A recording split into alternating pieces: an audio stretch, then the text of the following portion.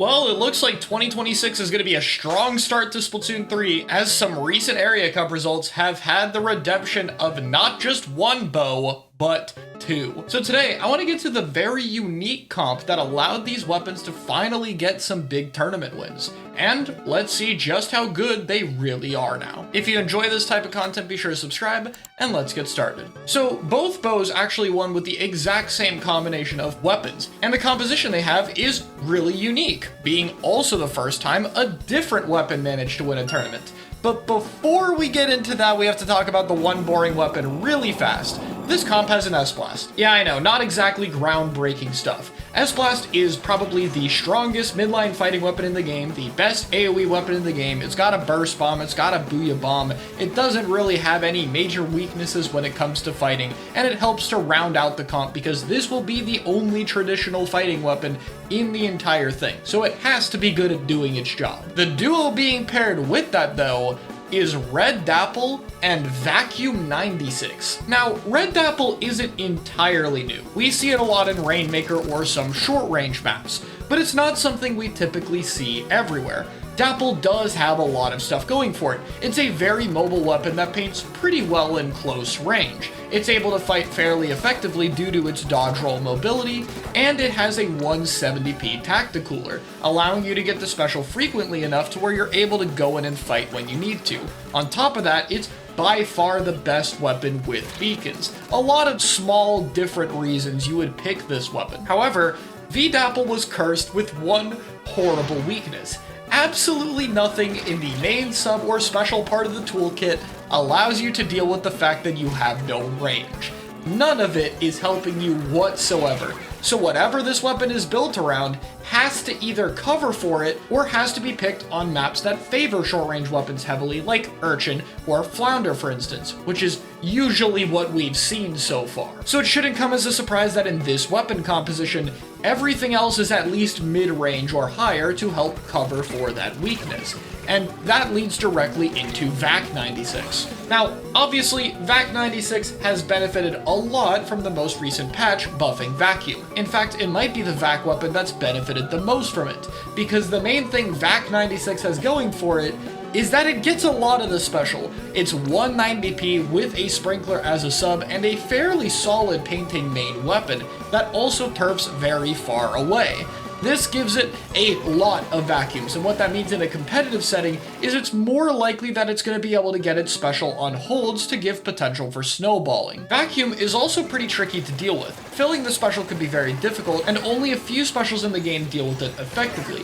Weapons like Splatanas are an option, but they've been less common over other AoE-focused weapons. So we've seen Vacuum have a lot more success lately. I don't think it's some amazing secret OP special by any means, but it is pretty good, and again, it has output on its side. However, Vacuum 96 is not a flawless weapon. 96 can struggle a lot with its mobility. It's a weapon that has to stand and not jump to have solid accuracy, and it takes a whopping 5 shots to paint under itself. What it does have, though, over a lot of other supportive weapons, is mid-range. It doesn't overlap as heavily with other short-range weapons, which is where the synergy with Dapple ends up coming in here. And 96 being able to hit one high-damage shot is something that's pretty helpful for the weapon. Besides that, though, it's going to be a pretty supportive weapon that wants to fight sometimes. The main problem for this weapon being, it takes up the support slot, and it also has Vacuum, which means the other two weapons with it need to be pretty good at fighting. If you're on a pencil composition,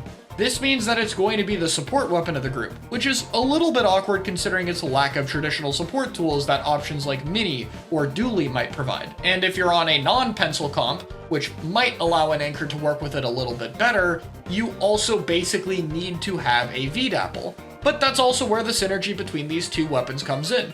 Dapple is a lot better at fighting and still has some painting power, while it's very good at using the Vacuum from 96. And 96 is more comfortable playing its range with a Dapple Dooley to cover the lack of mobility it has, while the overall fighting power of the comp stays up. So that's the trio. Pretty standard, but it's working with bows here, since obviously we already have a Tacticooler. So let's start with Tri-Stringer. How does it play and slot into this composition? So first off, let's talk about Incline Tri-Stringer, because it was the more common option of the two, being used a bit during Wellstring's run. I think that the main strength of this Tri-Stringer is undoubtedly its paint.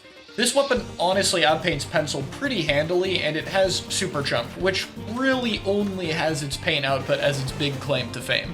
It does have some other use cases. It can block damage and occasionally deal some of its own, but that's pretty situational. The main weapon of Tri-Stringer just paints very effectively. It's either going to be painting a good line for its team to be able to follow, or up close is turfing everything around it, being good at holding on to objectives in a mode like Zones. To keep with the Pencil similarities, I think the AoE of the weapon falls in a similar placement. Oftentimes, this is going to be dealing small amounts of damage that teammates are in charge of comboing off of, which is of course something else that can happen with this comp. I would say the part of Tri-Stringer that's probably least emphasized here is the fact that it has a one-shot. Occasionally it's going to be one-tapping someone across the map, but I don't think it's really something where that's what you're building around compared to an option like E-Liter. The one-shot on this is just a lot less consistent, and it doesn't have the range value that that weapon has. Still though, occasionally someone's head will get popped off on the other team, and that's still a positive for this comp.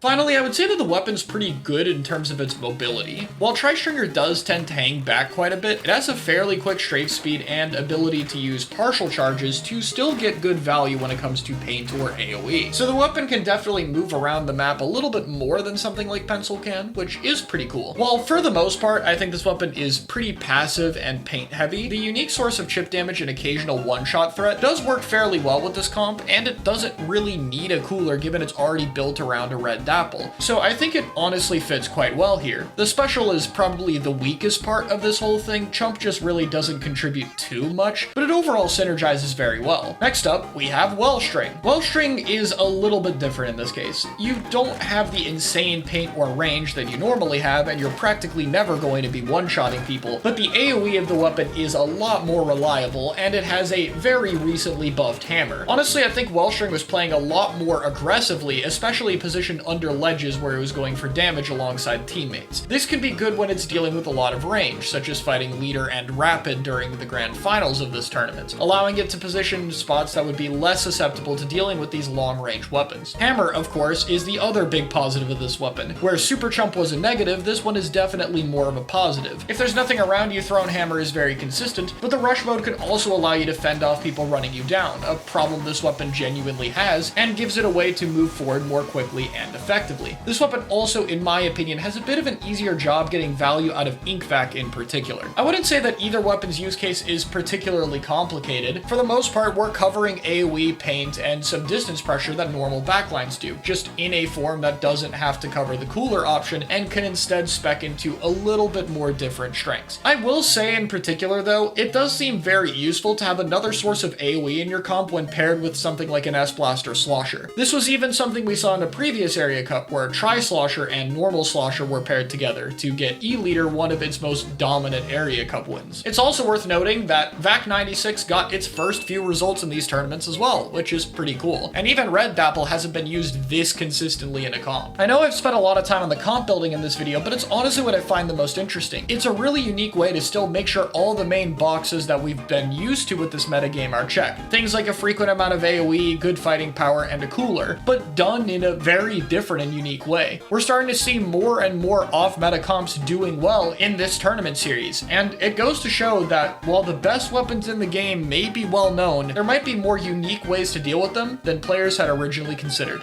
That said, let me know what you think in the comments below, and I'll see you all next time.